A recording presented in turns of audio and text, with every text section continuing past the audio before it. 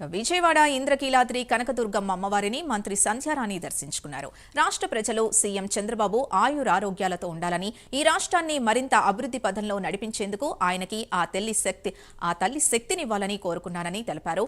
Mega job మేళాలో mega DSC సంబంధించి 16,500 మందికి ఉద్యోగ నియామక పత్రాలు అందజేశామని, దీంతో వారు ఎంతో ఆనందంగా ఉన్నారని అన్నారు.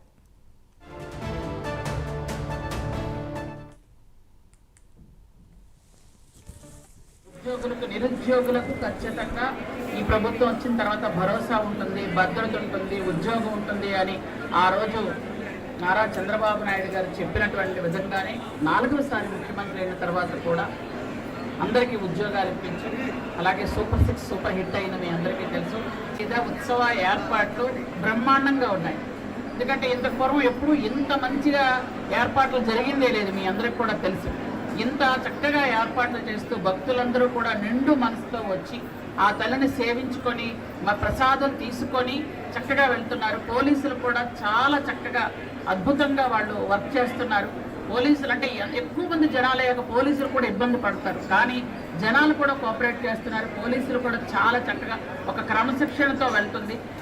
రాష్ట్ర ప్రజలందరూ క్షేమంగా ఉండాలని, ముఖ్యంగా మా ముఖ్యమంత్రి వర్యులు నారా చంద్రబాబు నాయుడు గారు ఆయురారోగ్య ఐశ్వర్యాలతో క్షేమంగా ఉండి ఈ రాష్ట్రాన్ని మరింత అభివృద్ధి పదంలో నడిపించడానికి ఆయనకి ఆ తల్లి శక్తి ఇవ్వాలని, రాష్ట్ర ప్రజలందరూ బాగుండాలని, దాంతోనే అందరితో పాటు నా కుటుంబం కూడా క్షేమంగా ఉండాలని ఆ మహాతల్లిని కోరుకోవడం జరిగింది.